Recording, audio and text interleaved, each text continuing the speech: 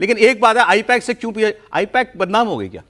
निश्चित रूप से मुझे लगता है कि अभी जिस तरीके अभी से ईडी का रेट हुआ, जिस तरीके से पूरा मामला आया, उसके बाद वो अरेस्ट हुए, उसके बाद उनकी बेल हो गई, अखिलेश यादव को ये लग रहा होगा कि शायद आईपैक अब कॉम्प्रोमाइज हो गई है सरकार से, या तो हो सकता है कि जिस तरीके से चंदेल को बेल हुई है तो क्या जो मेरा डाटा, कॉन्फिडेंशियल डाटा है, वो क्या आईपैक के माध्यम से सरकार के पास, बीजेपी के पास जा सकता है, क्योंकि ममता बनर्जी को भी ये डर था कि ईडी जिस तरीके से पहुंचे तो मेरे कॉन्फिडेंशियल डॉक्यूमेंट्स लेकर वो बीजेपी को मिल जाएगा। तो हो सकता है उनको लगा हो कि आईपैक नजर में आ गई है, ईडी की नजर में है, केंद्र सरकार की नजर में है, बीजेपी की नजर में बड़ी एजेंसी है, इसके ऊपर वॉच रहेगी।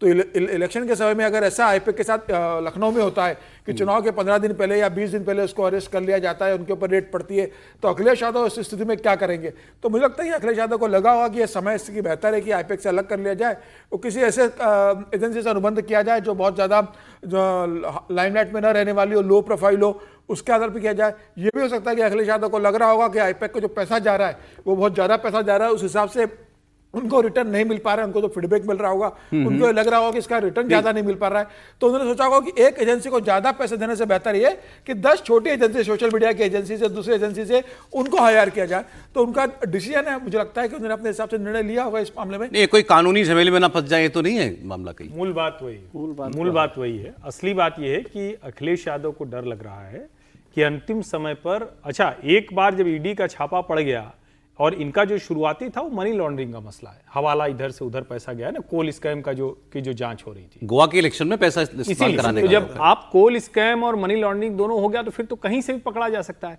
तो ऐसे में मैं इसको एक इस तरह से भी देखता हूं कि अखिलेश यादव का ये बुद्धिमत्तापूर्ण निर्णय है।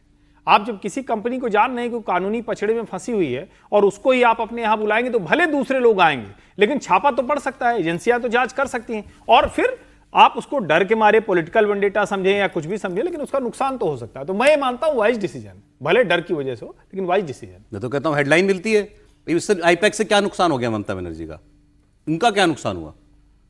नहीं, ये तो हमको लग रहा है ना उनका क्या नुकसान हुआ। लेकिन ये तो ममता जी से पूछना चाहिए, जो दौड़ती हुई चली गई थी, फाइल दबा के पेन ड्राइव लेके भागी थी, इसका मतलब उनको तो डर लगा कि छापे से नुकसान हुआ। उनको तो वो तो बार बार कह रही थी ना हमारी पूरी स्ट्रेटजी टूट गई, हमारा सब। आप जिनके साथ बैठ के रणनीति बना रहे हैं, अगर वो कानूनी पछड़े में फंस जाएं, आप जिस काम में पड़े उसको छोड़ के आपको पुलिस थाना करना पड़ जाए, तो फिर असर तो पड़ेगा ना। अभी और वो पड़ा है उनके ऊपर। आईपैक क्या है मेरे एक उदाहरण के तौर पर आपको बताता हूं। मैं एक आर्टिकल पढ़ रहा था, उसमें जिन्होंने लिखा था वो उन्होंने बताया कि पश्चिम बंगाल के चुनाव को कवर करने के लिए वो एक ट्राइबल इलाके में, दूर दराज के गाँव में गई, एक रिपोर्टर जो थी गई, और वहां जाकर के उनको एक बूढ़ी महिला मिली, गरीब महिला, ज़्यादा पढ़ी लिखी अनपढ़ी होगी, वो मिली, और ये इससे पहले कि बताती कि मैं पत्रकार हूँ, मैं इस मीडिया एजेंसी में काम करती हूँ, और अपना सवाल पूछती, महिला ने उनसे पूछा पलट के, आप आईपैक से हैं क्या?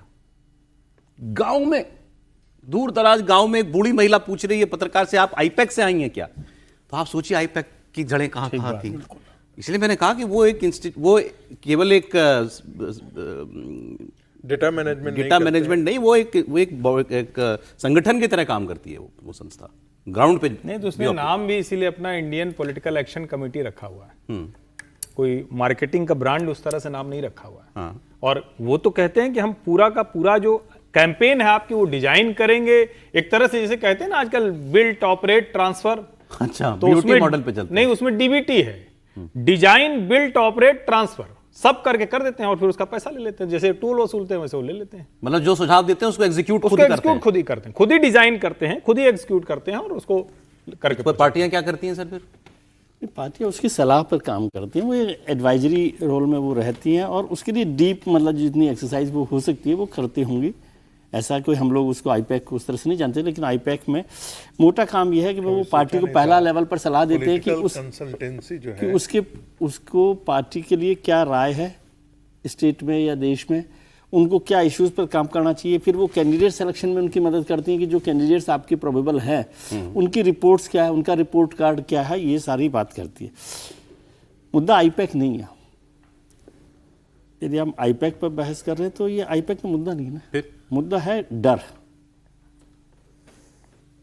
अखिलेश यादव को डर लगा कि जो आईपैक को लेकर ममता बनर्जी के साथ हुआ या आईपैक के साथ जो हुआ ममता बनर्जी के नाम पर, वो खेल वहां पर ना हो, इसलिए वो इससे पीछा छुड़ाने का काम करते हैं। अब इसे डर को बुद्धिमत्ता भी कह सकते हैं, त्रिपाठी जी ने कहा बुद्धिमत्ता है। हाँ, नहीं वो उसमें कोई आपत्ति नहीं, डर से भी बुद्धिमत्ता हो तो डीएमके को तो सलाह दे रही थी ना, डीएमके भी हार गई, इधर बंगाल चुनाव भी हार गई। नहीं, ये भी हारने का डर क्या है? डर रहा डीएमके की होगा। ये सलाहकार थी ना, स्टालिन को भी इन्होंने सलाह दिया है, तो वो भी हार गई, ये भी हार गई।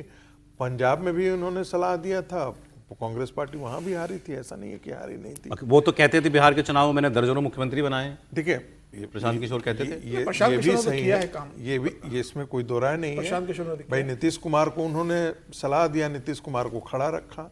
ममता बनर्जी को पिछले 2014 इलेक्शन में में मोदी जी उन्होंने के किया सलाहकार था। थे।